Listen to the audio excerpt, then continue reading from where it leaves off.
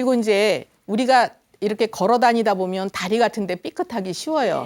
그렇죠. 그런데 다리 삐끗하면 어떻게 하세요? 침 맞으세요. 예. 침 맞으시기도 하고 또 병원에 가서 주사도 맞으시고 하는데 어떤 분들은 또 그냥 무심히 지나가는 분들도 많아요. 근데 이제 전에 그 40대 중반의 여성이신데 다리를 삐끗하셨어요. 그래서 병원에 가니까 인대가 늘어났다고 이제 기부스를 해줬어요. 그런데 그 기부스 같은 거 이제 해보신 분 계시는지 모르겠는데 상당히 불편하겠죠. 예, 이만한 걸 매달고 있으니까. 그래서 대개 기부스는 뼈에 금이 갔거나 또는 뼈가 부러졌거나 이럴 때에는 기부스를 해서 똑바로 맞춰줘야 돼요. 안 그러면 이제 삐뚤어 붙거나 이러잖아요. 근데 그냥 살짝 삐끗했거나 인대만 늘어났을 때는 기부스를 하면 오히려 안 좋을 수가 있어요. 이분은 그냥 인대만 늘어났는데 이제 3달 동안이나 이걸 하고 계셨어요. 그러다 보니까 이제 불편하잖아요. 그래서 외출도 못하고 집에서 그냥 먹고 자고 하다가 8kg가 늘으셨어요. 그러니까 이분 또 스트레스 엄청 나시잖아요. 그래가지고 이제 꾹꾹 참고 3달 있다가 그걸 풀었는데 어떻게 돼 있어요? 한쪽 다리가 약간 가늘어지고 그리고 이제 힘이 없어서 걷기가 힘드는 거예요. 그러니까 또 다시 치료를 하셔야 되는 거죠. 그래서 막 병원에 가서 주사 맞고 물리치료하고 해도 그거가 이제 가늘어진 게 이게 빨리 개선이 안 돼요. 그럴 때는 어떻게 해야 되냐면 다리에 힘을 길러주고 이제 이게 기혈이 잘 돌도록 해줘야 되는데 그 기부스를 해놓는다는 얘기는 기혈이 잘 흐르지 못하게 이렇게 막아놓은 거예요. 그러다 보니까 이제 그쪽으로 문제가 자꾸 올 수가 있어. 다리가 이제 이렇게 가늘어질 수도 있는 거죠. 그래서 우리가 이제 다리 삐끗하신 것도 가볍게 보시지 말고 이제 삐자마자 바로 침치료 같은 걸 하시면은 금방 좋아질 수가 있어요. 그래서 뭐든지 병을 키우지 않는 것이 이제 중요하다 이렇게 말씀을 드리고 우리가 이제 관절 여러 군데 많이 있는데 또 굉장히 불편을 많이 호소하는 증상이 있어요. 어딜까요? 관절 중에. 지금 이제 허리 다리는 말씀을 드렸고 그렇죠. 목과 어깨. 그죠? 그래서 팔도 우리가 수없이 쓰잖아요. 그러니까 이제 이 어깨 같은 데가 많이 아픈데 어깨 아프면 제일 먼저 뭔가 생각하실까요? 어깨가 아프면 내가 그렇죠. 내가 오십견으로 어깨가 아픈가 이렇게 생각하시잖아요. 근데 다 오십견인 거는 아니다. 그렇죠. 우리가 이제 그 목하고 어깨는 같이 연결돼서 아픈 경우도 많고요. 또 어깨만 아픈 경우도 많은데 요새 의외로 또 어깨 수술을 하신 분들이 많이 있으세요. 뭐 요게 이제 석회화돼서 그걸 수술을 하는데 쉽게 설명하면 그 어깨 관절에 때가 낀 거예요. 그러니까 그거를 뺏겨낸다 그래서 뭐 때가 또 안 끼겠어요? 오히려 여기를 기혈을 잘 돌게 해주는 이런 치료를 해주는 것이 훨씬 바람직한데 수술을 하고 오는 분들이 굉장히 많고 수술해서 그 예후가 좋으면 좋은데 그걸로 인해서 또 고생하는 분들이 의외로 많아요. 이분은 이제 60대 중반이신데 얼마 전부터 이제 그 집에 신경을 많이 쓸 일이 생기셨대요. 그래서 신경도 많이 쓰고 이제 몸도 좀 많이 힘들게 움직이시고 그러다 보니까 일이 이제 웬만큼 풀릴 때쯤 되니까 어깨가 아프기 시작을 하시는 거예요. 그리고 팔도 이렇게 올라가지도 않고 그러니까 이분도 이제 오십견인가 생각하시죠. 팔이 안 올라가니까. 그런데 우리가 이렇게 생활하면서 보면요. 바짝 긴장을 할 때는 몸이 오히려 안 아파요. 근데 긴장이 어느 만큼 풀려져서 편해지면 그때부터 살살 병이 나요. 그렇죠. 이분도 그런 케이스에 속해요. 그러니까 막 힘들 때에는 아픈 줄 모르고 이제 움직이시다가 긴장이 살짝 풀리니까 어깨도 아프고 목도 이제 뻣뻣해지고 그래서 뭐 보통 목이 뻣뻣하면 잠을 잘못 잤나 이렇게 생각하시는데 그게 아니고 기혈이 잘 돌지 못해도 그럴 수가 있어요. 그래서 똑같이 어깨가 아프더라도 이분 같은 경우에는 스트레스로 인해서 근육이 많이 긴장이 돼서 아프신 거기 때문에 긴장을 풀어주는 그런 약을 써드려야 돼요. 그러니까 꼭 이제 그 어깨가 아프다고 어깨를 치료하고 허리 아프다고 허리를 치료하고 뭐 다리 아프다고 다리 치료 이게 아니라 그 분이 아프게 된 원인을 자꾸 찾아야 되는 거죠. 그래서 이분 같은 경우에도 어깨가 아프실 때 어깨를 직접 치료하지 않고 이제 체력을 보완하면서 스트레스를 풀어주는 이런 약을 써드렸어요. 우리 흔히 보면 아주 젊었을 때 열심히 사셨는데 살만하니까 병나는 이런 분들 많이 있어요. 정말 안타깝잖아요. 그리고 이제 또 한 가지 우리가 그 뭐든지 과학이 발달하고 이제 이러면서 뭔가 눈에 보이는 것만 자꾸 너무 중점적으로 신경을 쓰고 치료를 해요. 그렇지만 우리 몸은 자연스럽게 균형을 잡아가는 것이 제일 중요하다 이렇게 볼 수 있고요. 그래서 관절 질환이 오더라도 우선은 이제 그 최후의 수단으로 뭐 어쩔 수 없이 수술을 해야 된다 이런 경우는 어쩔 수 없겠지만 웬만할 때는 이제 그 자체적으로 개선이 될 수 있도록 이런 방법도 찾아보는 것이 이제 중요하다 이렇게 볼 수 있고 특히 연세 드신 분들 이제 다리가 아프면요 뭐라고 해요? 살 빼라고 그러잖아요. 무릎 아픈 분들. 근데 살 빼는 게 쉬운가요? 아니요. 아니죠. 이렇게 새파랗게 젊은 언니들도 살 빼기 쉽지 않으신데 연세 많은 분들은 더 힘들어요.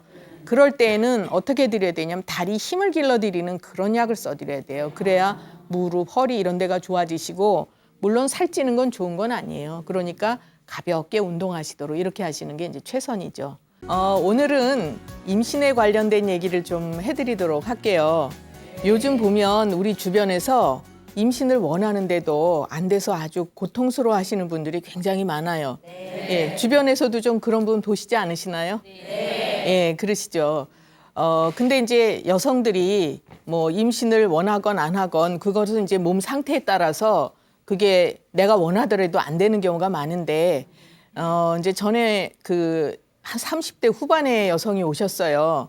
근데 이분이 결혼한 지 5년이 넘었는데도 임신이 안 되시는 거예요. 예, 처음에는 이제 그냥 한 1년, 2년 지날 때는 뭐 되겠지 하고 이제 기다리시다가 시간이 자꾸 지나니까 이제 마음이 조급해지기 시작을 하셨어요.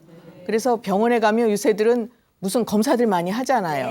예, 결혼하기 전부터 하는 분들도 많더라고요. 요새는 이제 산전 검사, 뭐 임신 전 검사 이렇게. 근데 이분이 검사를 하시는데도 병원에서 이제 다 정상인 거예요. 예, 그러니까 마음이 이제 자꾸 조급해지면서 시험관 시술을 이제 하기 시작을 하셨어요. 요새 과학이 많이 발달을 해서 이제 인공 수정이라든가 또 시험관 시술 이런 거 많이들 하시잖아요. 그분도 그거를 하시는데 굉장히 여러 번 하시는데도 다 실패를 해요. 예, 그러니까 이제 마음은 점점 더 조급해지시고 또 주변에서는 이제 나이가 아무래도 있고 결혼한 지 되니까 보는 사람마다 이제 물어보겠죠. 예, 애기 안 낳느냐, 뭐 어떻게 이렇게. 그래서 이분의 스트레스는 이제 엄청나게 많으신 거죠. 예, 그러다가 이제 한의원 어떻게 한의학적으로 치료를 해볼까 하고 오셨는데 이분은 살도 굉장히 많이 쪄 있고 또 긴장도 엄청나게 잘하고 손발이 많이 차요. 아랫배도 차고 그다음에 이제 긴장하면 손에서 땀도 축축하게 나고 그런 분들 계실 거예요. 예. 그래서 보면은 우리가 이제 다들 알고 계시는데 손발이 차고 아랫배가 차면 임신이 어렵다 이렇게 알고 계시죠? 예. 그래서 이제 이분도 역시 그러셔서 혹시 본인이 손발이 차고 아랫배 차서 임신이 안 된 건가 이렇게 이제 말씀은 하시더라고요. 예. 근데 이제 그분을 쭉 살펴보니까 임신이 안 되는 데는 괜히 안 되는 게 아니겠죠. 예, 이유가 있잖아요. 그래서 왜 임신이 안 되나 한번 이제 살펴보면 그 아랫배가 차다는 얘기는 자궁도 차다는 얘기예요. 예, 그러면 자궁이 차다는 얘기는 우리가 겨울이란 얘기라고 볼 수 있어요. 아랫배가. 겨울에 싹이 트나요? 겨울에 씨를 심어도 싹이 안 터요. 그럼 언제 싹이 터요? 봄에 싹이 트죠. 그러면 이분은 자궁을 봄을 만들어줘야 임신이 되는 거죠. 쉽게 설명을 해서. 근데 이분은 이제 겨울인데 자꾸 시험관 시술 아무리 해봐야 싹이 안 트는 거죠. 예, 그래서 이제 설명을 쭉 그렇게 해드리고 그다음에 또 긴장을 아주 잘하는 분들은 자궁이 편안하질 않아요. 예, 그러니까 여성들은 스트레스 받거나 긴장하면 1차적으로 자궁에 영향을 주게 돼 있죠. 예, 그래서 이제 편안하고 안정이 안 되니까 임신이 안 되고 또 그다음에 이렇게 살이 좀 많이 쪄 있다는 얘기는 몸속에 탁한 기운이 많이 쌓여 있다는 얘기예요. 예, 그러니까 전체적으로 탁하면 그것도 이제 임신이 안 되는 그런 원인이 되거든요. 그러면 병원에서는 검사상 다 정상이라고 하더라도 한의학적으로 임신이 안 되는 여러 가지 원인을 가지고 있어요. 예, 이분은 한의학적으로 불임이 될 수 있는 이제 그 원인의 종합 세트다 이렇게 볼 수가 있는 거죠. 예, 그래서 한의학적으로는 치료를 어떻게 해드리면 될까요? 그럼 그런 분들은 그렇죠. 아랫배 따뜻하게 해드리고 또 이제 스트레스 풀어서 마음을 편안하게 해드리고 살을 좀 빼드리고 이제 약을 그런 식으로 써요. 한의학에서는 임신이 안 되니까 무조건 임신되는 약을 써드린다가 아니라 예, 그렇죠. 이분이 원인이 뭔가를 찾아서 그거를 해결을 해드리면 그래서 이제 그렇게 여러 번 시험관을 했어도 실패를 했는데 미리 이제 마음이 좀 편안해지고 손발이 따뜻해지고 이럴 때까지 기다리셨다가 해보세요. 이렇게 설명을 해드려요. 보통 이제 한의원에서는.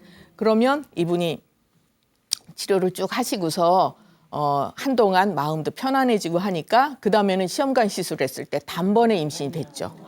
예, 그래서 우리가 이제 치료를 할 때에도 어떤 관점에서 이분의 체질이 뭔가 또 이제 그 한의학적인 원인이 뭔가를 잘 찾죠. 난소에 낭종이 있대요. 예, 요새 그런 분들 많아요. 그죠? 자궁이라든가 난소에 혹이 한두 개씩은 안 가지고 계신 분은 아마 쉽지 않을까 싶은데 그것도 원인이 괜히 생기는 게 아니겠죠. 예. 그래서 이제 한의학적으로는 뭐 자궁의 근종, 낭종, 뭐 난소에도 낭종 또는 이제 자궁이 내막증 이런 것들이 생기는 원인은 아랫배가 찬 분들이 되게 생겨요. 차다는 얘기는 만져서 찬 것도 있지만 움직임이 활성화 안 된다는 얘기예요. 자꾸 정체돼요. 그런데 이제 스트레스 잘 받는 분들은 또 뭐가 또 이렇게 맺혀지기 쉬워요. 그러니까 그게 어디 가서 맺히겠어요? 자기의 취약한 곳에 가서 맺히죠. 그러면 아랫배가 찬 분들은 거기에 가서 이제 근종, 낭종 이런 게 생기는 거예요. 그래서 이제 그분도 그 이제 난소에 낭종이 있는데 생리통이 아주 심하고 또 손발이 굉장히 찬 분이에요. 그러니까 벌써 딱 이제 아까 얘기 들으셔서 아 이분은 임신 어렵겠구나 짐작이 되시죠. 네. 예, 그럼 이제 이분도 그런 관점에서 치료를 해드리는데 아까 먼저 분하고는 또 조금 다르죠. 그래서 약을 이제 아랫배를 따뜻하게 해드리고 스트레스를 풀어주는 그런 약을 해드리더라도 그 체질에 따라서 처방은 이제 전혀 다르다 이렇게 볼 수 있는데 예, 이분이 몸이 좋아지면서 생리통이 없어지고 손발이 따뜻해지고 그러면 이제 임신이 되는 거예요. 예, 그래서 이제 치료는 그렇게 한다. 또 우리가 임신을 하셨을 때 대개 이제 어떤 생각들을 하시냐면 임신 중에 약을 드실 수 있나요? 아니요. 이렇게 아주 단호하게 아니라고 얘기를 하시는데 저는 아닙니다. 있습니다예요. 예, 이제 그거에 대해서 설명을 또 해드리도록 할게요. 이제 여성들이 임신을 했을 때는 나 한 몸이 아니에요. 아기하고 같이 한 집에 집에 두 가구가 이제 사는데 여기에서 엄마가 어떻게 사느냐에 따라서 아기한테 거의 100% 영향을 준다 이렇게 볼 수 있죠. 그래서 요새 보면 젊은 분들이 태교에 대해서 굉장히 이제 관심을 많이 가지시고 또 임신 중에도 아기를 건강하게 기르려고 노력들을 많이 하세요. 그런데 이제 그 방법이 태교는 어떻게 하는 건가요? 어떻게들 한다고 알고 계세요? 태교 어떻게 해요? 아, 네. 지금 여기 계신 분들은 이제 좀 이렇게 높은 생각들을 하고 계세요. 보통들 태교 어떻게 해요? 그러면 음악 좋은 거 들어요. 뭐 동화책 읽어요. 이렇게 하거든요. 근데 마음을 편안하게 한다는 얘기가 가장 중요한 얘기예요, 사실은. 그게 핵심이에요. 예. 그러면 우리가 이제 아주 뭐 좋은 음악을 듣는다든지 재미있는 동화책을 태한테 읽어준다 생각을 하고 또 음악도 태한테 들려준다 이렇게 생각들을 하시잖아요. 그러면 여기에서 이제 혹시 며느리를 보셨거나 따님을 이제 시집 보낸 분이 계실 텐데 그 딸이나 며느리들이 태한테 한글 가르치는 거 보셨어요? 글 가르치는 거 보셨어요? 아니죠. 음악 가르치나요? 아니죠. 그러면 그 태아가 그 좋은 음악이라든가 재미있는 동화를 읽을 때 그 이해를 할까요? 내용을? 못하죠. 그러면 왜 그런 거를 해야지 되는지 그거에 대해서 한번 생각을 해보죠. 우리가 즐거운 음악을 듣든지 좋은 얘기를 들으면 우리 마음이 어떻게 돼요? 좋아져요. 그렇죠. 감정이 편안하게 순화가 되고 정서적으로 안정이 되고 그러면서 우리 마음 속에서 행복한 이제 느낌이 생기고 그러면 엄마가 행복하면 아기도 같이 행복한 거예요. 예, 그게 바로 이제 감성적으로 서로 교감을 하는 거예요. 그런데 이제 잘못 생각하는 분들은 그런 이제 뭐 음악을 들어야지 그 듣는 동안에만 태교를 하는 것이다 이렇게 생각하지만 사실은 아니죠. 우리가 임신을 해서 출산을 할 때까지 10개월 동안 계속 태교를 하는 거예요. 예, 그러니까 제가 아까 이제 엄마가 행복해야 아기가 행복하다라고 말씀드린 이유는 우리가 10개월 동안 늘 행복한 마음을 가지고 살도록 노력을 해야 된다는 얘기죠. 그 순간순간만 한다고 되는 것이 아니다. 이런 말씀이죠. 그래서 이제 아까 제가 임신 중에 약을 먹을 수 있어요? 했더니 아니요라고 대답을 하셨는데 동의보감에 보면요. 우리가 몇백 년 동안 임신부들한테 다 약을 써서 안정성이 검증된 처방들이 굉장히 많아요. 예, 그리고 거기에는 이제 병명이 여러 가지가 나오는데 제가 좀 써볼게요. 자종, 또 자수. 이제 좀 어려운 얘기지만 그냥 제가 설명을 해드릴 테니까 보세요. 자리, 또 자림, 뭐 이런 식으로. 그러면 여기 쭉 보시면서 공통점이 있죠. 예, 다 아들 야자가 붙어 있어요. 앞에. 이거는 임신 중의 병명을 이렇게 써요. 무슨 얘기냐? 우리가 임신 중에 엄마가 불편한 거는 아기가 불편한 거예요. 그래서 아기가 뭔가 힘들기 때문에 날 좀 봐달라고 자꾸 사인을 보내는 거예요. 여기 이제 자종이라고 쓴 거는 임신 중독증, 임신 중에 붓거나 이제 막 이렇게 혈압도 오르고 이런 증상이죠. 자수는 임신 중에 기침하는 거예요. 또 자리는 임신 중에 설사, 자림은 임신 중에 이제 소변 오줌 소태처럼 소변 제대로 못 보고 이런 것들. 여기 뭐 자번, 자현 해갖고 증상이 굉장히 많아요. 요거는 다 아기가 자기를 봐달란 얘기고 일종의 이제 유산기로도 연관이 될 수가 있어요. 우리가 보통 유산기라고 하면 그냥 뭐 피가 비친다든지 배가 땡기고 아픈다든지 이런 것들만 유산기로 생각을 하는데 임신 중에 불편한 거는 다 유산으로 연결이 될 수가 있어요. 그래서 이제 제일 처음에 임신하면 나타나는 게 뭐가 있죠? 뭐 해요? 그렇죠. 입덧하잖아요. 그럼 이제 막 뭐 음식 싫어지든지 토하든지 이러면 이제 임신이 됐나 보다 이렇게 이제 생각들을 하시잖아요. 입덧도 심하면 유산으로 연결될 수 있고, 그다음에 이제 뭐 피가 고인다든지 피가 비친다든지 이런 것들도 다 유산기로 연결이 될 수 있는 거고, 또 이제 심하면 그 환경이 이제 해결이 안 되면 아기가 불편한 거잖아요. 다 자궁이 편안하지 않은 거예요. 아기집이 편안하지 않죠. 그래서 그 환경이 개선이 안 되면 그 아기가 어떻게 되겠어요? 예, 불편하다가 살 수 없어요. 그러면 어떻게 유산되는 거예요. 요새 계류유산이라는 말 들어보셨죠? 들어보셨어요? 계류유산. 처음 들어보세요? 이제 이 계류유산이라는 얘기는 아기가 자궁 속에서 못 사는 거예요. 그러니까 이제 쉽게 설명해서 유산이 되는데 죽는 거죠, 여기서 자궁에서. 그러면 못 살겠으니까 그냥 이제 생을 마감을 하는 거다 이렇게 볼 수가 있어요. 그래서 우리가 이제 그 임신 중에 몸을 굉장히 잘 편안하게 하는 것이 중요한데, 그러면 태교를 잘하는 것이 마음만 편안하게 하는 것이 태교냐? 어떻게 생각하세요? 아니죠. 몸도 편안해야 돼요. 마음이 편안한 건 정서적으로 안정이 되고 성정이 아주 좋은 이런 아기를 만들어내는 데 중요하지만, 또 한 가지는 우리가 아픈 것도 스트레스죠. 네. 그렇잖아요. 아픈데 이렇게 웃으면서 즐거운 분 없잖아요. 네. 그렇죠. 다 괴로워요.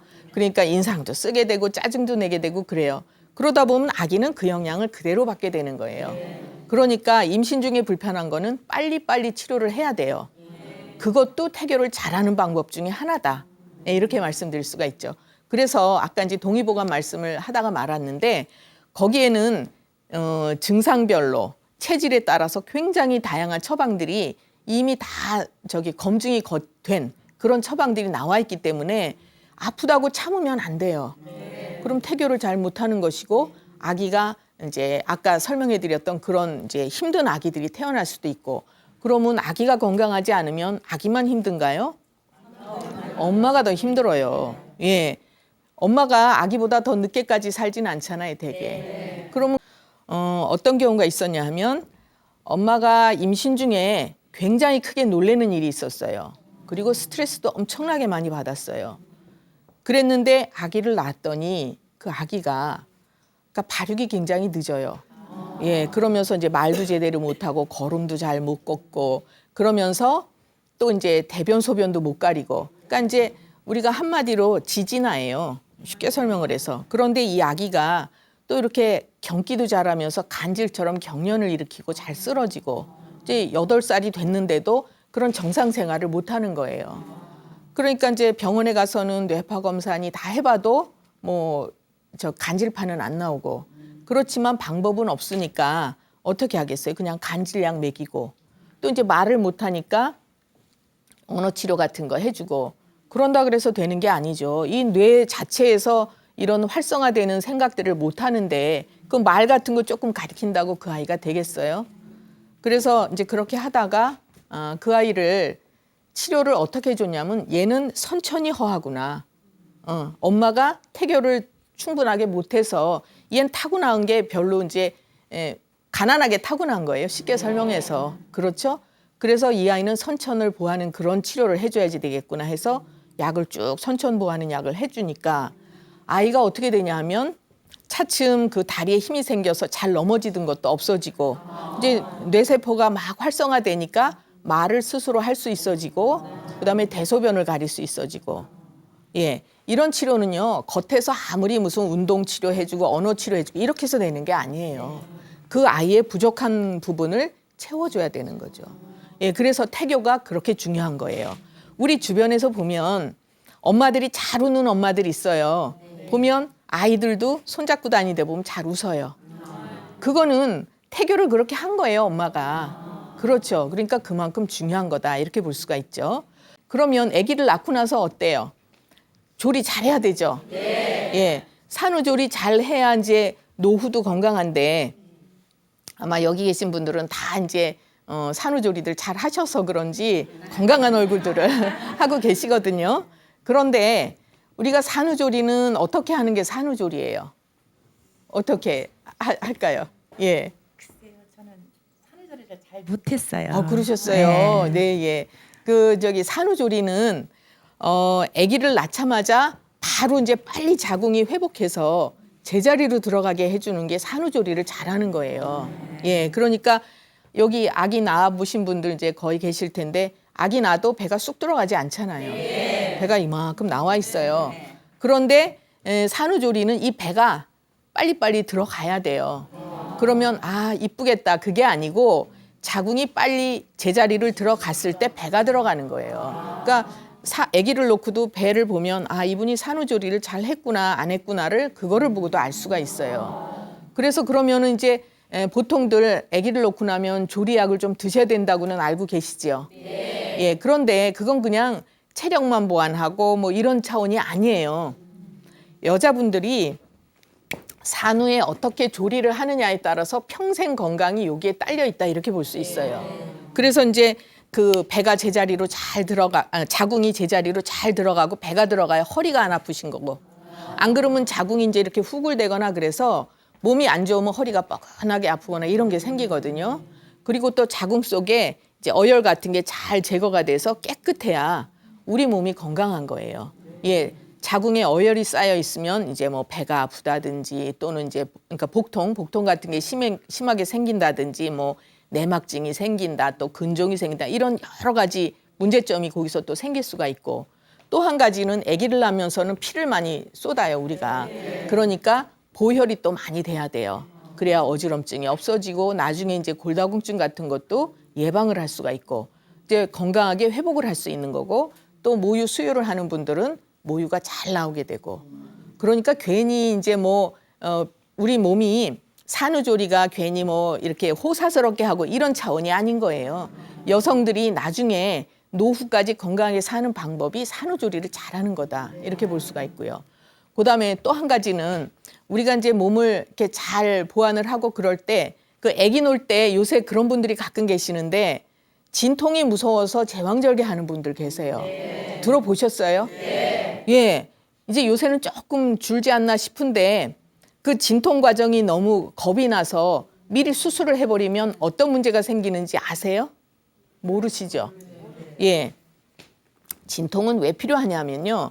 막 진통을 하는 과정에서 그 힘이 나중에 자궁 수축하는 힘을 길러주는 거예요. 그러니까 이거가 무섭다고 이걸 없애버리면 나중에 자궁이 수축이 잘 될까요? 안 되죠. 거기다가 또 수술을 하니까 거기에 따른 문제점이 많이 생기는 거예요.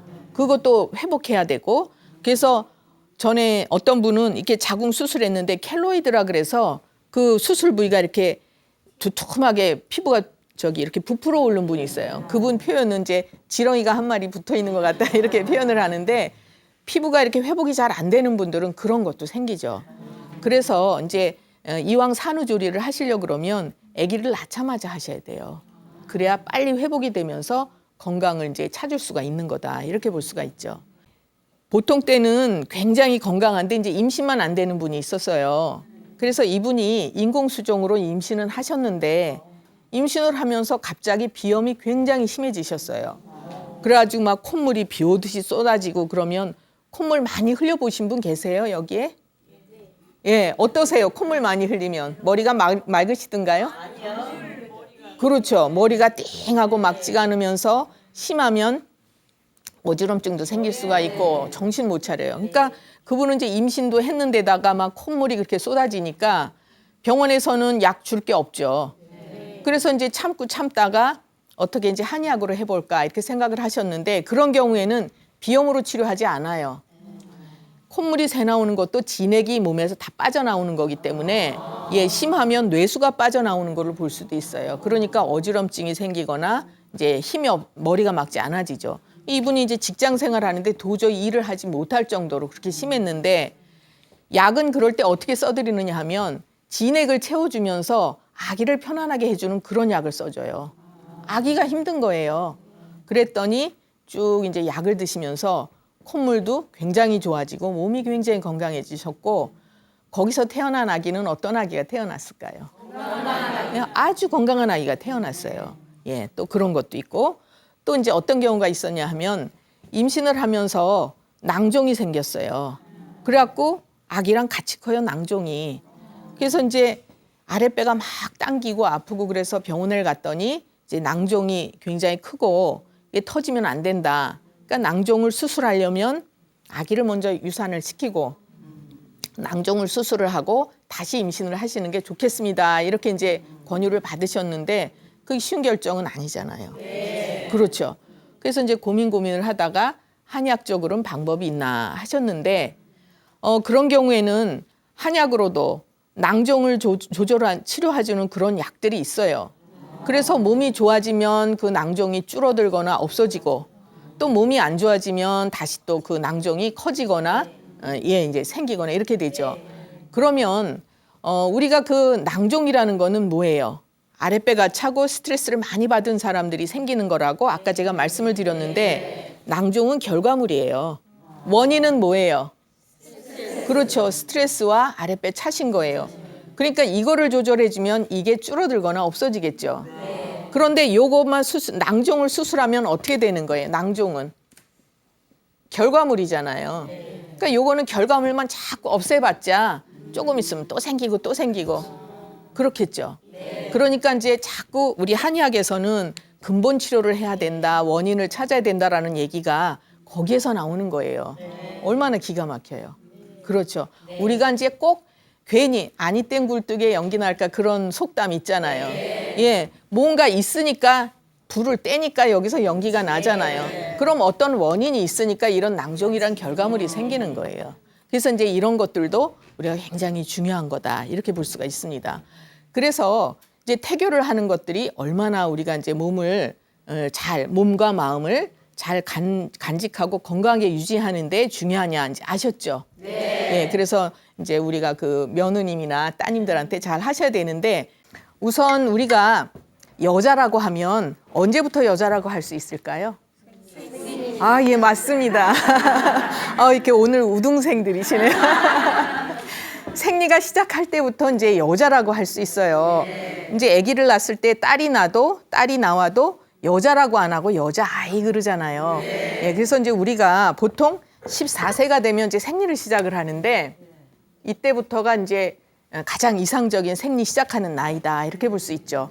예전에는 생리를 굉장히 좀 늦게 하시는 경향들이 있었어요. 뭐 15, 6, 뭐 심지어는 18. 요새는 생리가 어때요? 굉장히 빨라졌어요. 그래서 막 11살, 12살. 요새 그걸 또 병명을 붙였더라고요. 뭐라고 들어보셨어요? 예, 맞습니다. 성조숙증이라고 하잖아요. 그거는 이제 제 나이보다 너무 빨리 조숙하다는 얘기예요. 그러면 성조숙증이 왜 올까요? 예, 맞습니다. 너무 이제 영양 과잉이에요. 예, 그래서 이제 너무 잘 먹고 요새들은 생활 환경이 좋다 보니까 이제 영양 과잉. 거기에다 또 애들이 뭐 많이 먹죠? 예, 인스턴트 음식 많이 먹고 또 이제 어린 아이들도 나름대로 요새 스트레스 많아요. 그렇죠. 할 게 많아요, 아이들이. 그래서 이제 대개는 크게 뭐 다른 원인도 있겠지만 이 세 가지로 인해서 너무 이제 빨리빨리 진행이 되는 거예요. 기계를 너무 빨리 돌리는 거다. 이렇게 볼 수가 있죠. 그래서 이제 성조숙증이 오는데 이 성조숙증, 성조숙증은 왜 문제가 될까요? 키가 안 자라잖아요. 맞습니다. 이제 생리가 일단 시작이 되면 여자들은 성장판이 닫히기 시작해요. 그래서 이제 키가 안 크는데 요새들은 키 큰 거 좋아하잖아요. 예, 그리고 아이들도 작은 애들은 굉장히 스트레스 받아요. 그래서 이제 이런 성조숙증이 또 문제가 될 수 있는데 일단은 우리가 그 생리를 너무 일찍 하는 것도 문제, 너무 늦게 하는 것도 문제 그래요. 그러면 생리를 이제 이렇게 적당하게 해야 되는데 요 생리에 관련된 증상 중에서 제일 먼저 우리 생리통 얘기를 먼저 해볼까요? 예, 생리통이 있을 때 어떻게들 하세요? 예, 배를 따뜻하게 하고 진통제 드시잖아요. 진통제가 치료하는 방법일까요? 아니요. 예, 그럼 어떤 얘기예요? 진통제를 드신다는 얘기는? 그렇죠, 맞습니다. 오늘 정말 이렇게 아주 이제 많이 알고 계시는 분들이 계셔서 제가 말씀드리기가 편안한데 진통제라는 얘기는 말 그대로 통증을 진통 멎게 하는 거죠. 그러니까 신경을 이제 차단하거나 이렇게 해가지고 느끼지만 않게 하는 거지 치료를 하는 거는 아니다 이렇게 볼 수가 있죠. 그래서 다음 달이 되면 이제 또 생리통을 겪게 되고 이래요. 전에 이제 20대 후반이 되신 분이 오셨는데 이분이 생리통이 이제 시작할 때부터 15살에 생리를 시작하셨는데 처음부터 생리통이 있으셨어요. 그러다가 고등학교 들어가면서부터 아주 심해져서 첫째 날은 이제 학교도 못 갈 정도로 그 정도로 심하셨어요. 그러다 보니까 이제 그 한 달에 한 번 생리 돌아오는 게 이분은 너무 괴로운 거예요. 예, 그렇죠. 그 대개 보면 이제 여성들이 그 스트레스를 많이 받는 상황이 되면 생리통이 심해지는 경우가 많아요. 우리가 이제 보통들 여성들한테 문제가 생길 때 첫째 뭐를 생각해요? 어떤 이유 때문에 이제 여성의 문제가 생긴다. 아까도 말씀을 하셨는데 아랫배가 찬 경우. 여자들은 그래서 아랫배가 따뜻해야 또 몸이 따뜻해야 병이 적어요. 그런데 이제 아랫배가 차신 분들 또 굉장히 예민한 분들 이 두 가지가 어떤 면에서는 가장 큰 원인이다 이렇게 볼 수가 있는데 그 이제 생리통 조금 아까 말씀드린 분도 고등학교 가면서 이제 그 스트레스 많이 받고 공부 많이 해야 되잖아요. 그러니까 이제 생리통이 심해졌는데 지금은 이제 29세예요, 그분이. 29이 됐으니까 10몇 년 동안을 생리통으로 고생하셨어요. 그래가지고 자기는 그 회사 나가는 것도 너무 괴롭고 그러다 보니까 이 생리를 안 할 수도 없고 이제 고민이신 거죠. 그럴 때 이분은 이제 생긴 모습이 굉장히 마른 편이고 얼굴을 보면 굉장히 예민하게 생기셨어요. 이제 웃을 때 이렇게 눈웃음 치는 분들이 화가 많은 분들이에요. 이제 그분도 그렇게 생기셨어요. 그러니까 굉장히 예민한 거죠. 그럼 그런 경우에 약을 어떻게 써드리느냐? 보혈을 해드리고 대개 이제 살이 마른 분들은 피가 부족해지는 경향이 많은 분들이에요. 피가 충분해야 살도 이렇게 키워지고 몸을 건강하게 해주는데 대개 이제 마른 분들은 피가 부족해지는 그런 성향을 많이 가지고 계세요. 그래서 이제 그분 같은 경우에도 보혈을 하고 화를 흩어드렸더니 그 생리통이 많이 줄어들었어요. 예, 그래서 이제 우리 이 생리통이 있을 때에도 그냥 진통제 같은 걸 쓰는 경우에는 그냥 증상을 이렇게 덮어놓는 거죠. 그냥 치료 방법이 아니다. 여기 이제 생리불순하고 경패는 제가 같이 말씀을 드려보면 생리가 이제 어떻게 해야지 생리를 잘하는 걸까요? 생리. 여자는 생리를 잘해야 돼요. 어떻게 하는 게 생리를 잘하는 걸까요? 네, 맞습니다. 이제 우선은 통증이 없어야 되고요. 그 다음에 이제 주기가 일정해야 돼요. 그래서 28일에서 30일에 한 번씩 그게 이제 다리 한 번 찼다 이질러지는 그걸 기준으로 하기 때문에 월경이라고 얘기를 하는 거예요. 또 이제 달거리라고도 하잖아요. 예, 그래서 이제 주기도 일정해야 되고, 그다음에 생리 색깔도 빨갛고 이뻐야 되고, 양도 일정해야 되고, 그래서 이런 것들을 다 갖추어야 생리를 잘하는 것이고, 여자들이 생리를 한다는 얘기는 무슨 얘기인가요? 생리 못하는 사람들은 어떤 문제가 생겨요? 임신이 안 되죠. 그렇죠. 그러니까 이 자궁이 건강한지 아닌지를 알아보는 방법 중에 하나가 생리를 어떻게 하느냐예요. 그래서 이제 이렇게 생리가 불순하다든지 또는 생리가 안 나온다든지 이런 분들은 자궁 기능이 잘 돌아갈까요? 아니죠. 그러고 이제 더 나아가서는 임신이 어려워질 수가 있는 거죠. 그래서 이제 그다음에 또 한 가지 제가 조금 전에 좀 낯선 얘기를 해드렸잖아요. 북루라고. 요것도 이런 경우도 굉장히 많은데 혹시 어떨 때 생리양이 굉장히 많고 그런 것 얘기 들어보신 적 있으세요? 그렇죠. 폐경 오기 전에도 그렇고 또 자궁근종이 있거나 예, 무슨 낭종이나 내막증 이렇게 자궁에 어떤 병변이 있을 때에도 정상적인 생리를 안 하고 이제 막 이렇게 하혈하듯이 하는 그런 경우가 있어요. 그래서 이제 대개 이렇게 이제 북루 증상이 있을 때에는 이분은 그 기운이 많이 처진 이런 경우에도 이제 몸속에 피를 이렇게 간직하는 힘이 약하기 때문에 이렇게 피를 쏟아낼 수도 있고 또 한 가지는 스트레스가 굉장히 많고 생각이 지나치게 있는 분들 이런 분들도 이제 피를 많이 쏟아내는 이런 경우가 있어요. 그분이 이제 50이 거의 가까이 되신 분이에요. 48세 그런 분이셨는데 이분이 생리를 너무 많이 하시는 거예요. 양이. 그래서 아기 기저귀를 쓸 정도로. 그러니까 얼마나 이제 힘이 드시겠어요. 그러다 보면 필요 이상으로 피가 쏟아져 나오니까 어지러우신 거죠. 어지럽고 이제 맥을 못 쳐요. 얼굴 색깔도 허옇고 특히 입술 색깔이 이제 탈색이 돼 있고 이런 경우가 많아요. 이제 피를 많이 쏟는 경우에. 그래서 이제 그분이 오셨을 때에는 그 병원에를 일단 가보니까 자궁 근종이 있다고 하더래요. 그러면 병원에서는 어떻게 해요? 그렇죠. 수술하라고 하죠. 그리고 더군다나 이제 하혈을 하기 때문에 그 하혈을 하는 근본 원천을 없애는 방법이 뭐예요? 자궁을 없애는 거잖아요. 자궁에서 하혈을 하니까. 그래서 이제 그렇게 권유를 받았어요. 이제 뭐 아기도 다 낳고 이제 폐경이 가까웠으니까 필요 없지 않냐. 수술하자. 이분이 이제 수술은 하고 싶지 않아서 이제 저를 찾아오셨는데 제가 볼 때 이분은 체격이 어땠냐 하면 이제 살집도 좀 퉁퉁하게 있고 그런 분이셨어요. 몸에 이제 살집이 퉁퉁하게 쪄 있다는 분은 건강한 분들은 아니에요, 사실은. 체격이 좀 있으면 건강해 보인다 이렇게 얘기를 하는데 그런 분들이 기운도 없어요. 예, 우리가 제가 가끔 비교하는 이제 그 비유가 있는데 그랜저 차에다가 티코 엔진을 달아놓으면 그 차가 잘 갈까요? 아니죠. 대개 이제 이렇게 체격이 좀 크신 분들 중에서 심장 기능이 약한 분들이 있어요. 그래서 이제 그분도 체격은 좀 있지만 이제 기능은 좀 약하고 체력이 약한 분인데 생리를 너무 양을 많이 하니까 이제 맥을 못 추고 어지럽죠. 생리 한 번만 하면 이제 몸 좀 누우시는 거예요. 예, 그래서 그분이 오셨을 때 제가 이제 어떤 식으로 치료를 해드렸냐면 몸에 있는 그 습담을 없애주고 또 그분이 스트레스 잘 받는 분이라 이제 화를 내려주고 그러니까 스트레스 풀어주는 거죠.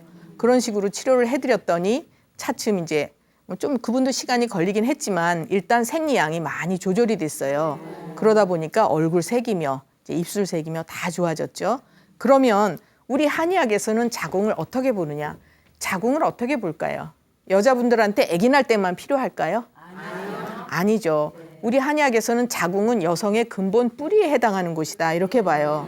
그러면 나무로 칠 때 뿌리가 없는 나무는 어때요? 그렇죠. 잘 서 있을 수도 없을 뿐더러 자라지도 않고 그렇죠.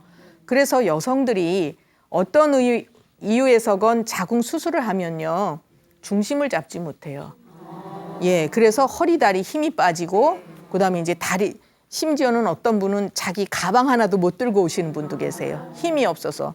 그리고 이제 전에 어떤 분은 이렇게 다리를 질질 끌고 가족이 부축을 하고 들어오시는 이런 경우도 있고 그래서 자궁이 여성한테는 그만큼 중요한 것이다.